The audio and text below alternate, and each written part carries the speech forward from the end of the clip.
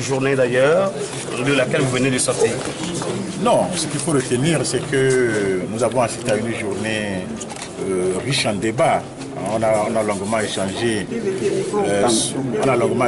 sur le texte, le projet de texte qui a été amené par le gouvernement avec nos collègues de l'opposition. C'est vrai, vous savez, dans un débat comme ça, il y a des moments où on peut avoir des hauts et des bas.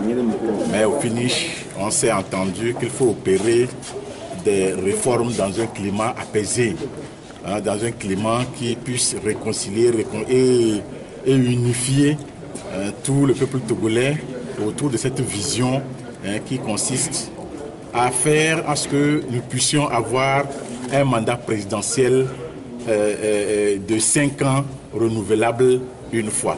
Donc je pense qu'au finish, c'est ce qu'il faut retenir. Est-ce qu'il faut comprendre que vous venez de quitter l'hémicycle parce que vous avez fini les travaux ou bien c'est parce que les autres ont quitté? Non, on a fini les travaux. Le texte sur les réformes envoyées par le gouvernement a été voté en bonne et due forme.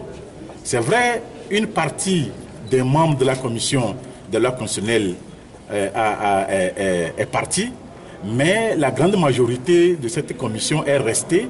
Elle a fait son travail, elle a voté le projet de loi qui a été amené. Vous savez, en réalité, en matière de vote au niveau des commissions, seuls les membres des commissions votent.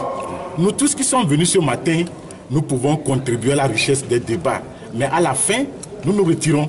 Nous n'avons pas le droit de voter. Il n'y a que les membres de la commission des lois, ils sont 10. C'est eux seuls. 10 ou 11 10.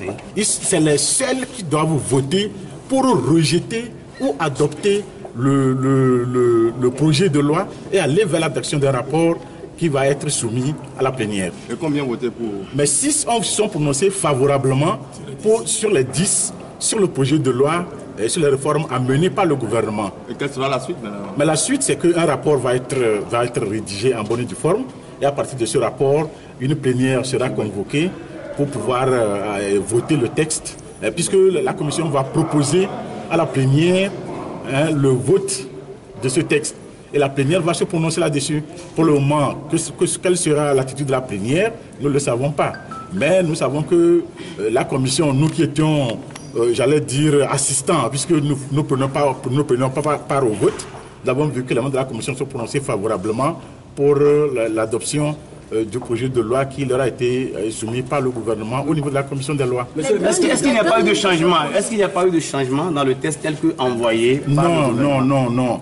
Nous qui étions là, nous avons constaté qu'il n'y a pas de changement. Mais par contre, il y a eu un amendement qui a été déposé par les autres, qui consistait à un retour pur et simple de la Constitution de 1992.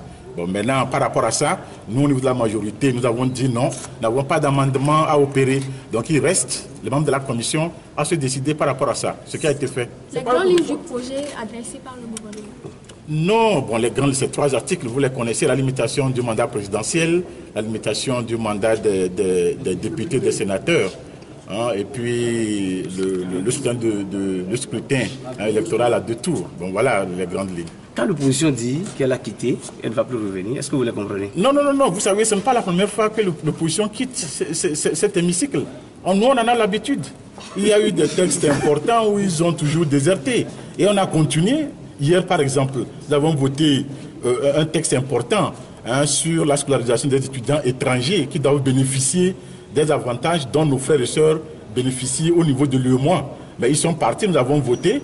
Mais ces étudiants étrangers qui sont chez nous vont bénéficier des avantages liés à cette ratification de la directive de l'UEMOA. Donc nous, on est habitués à ça. Après la séance de ce soir, comment trouvez-vous l'avenir? Non, l'avenir est serein. L'avenir est serein. On est tous des Togolais.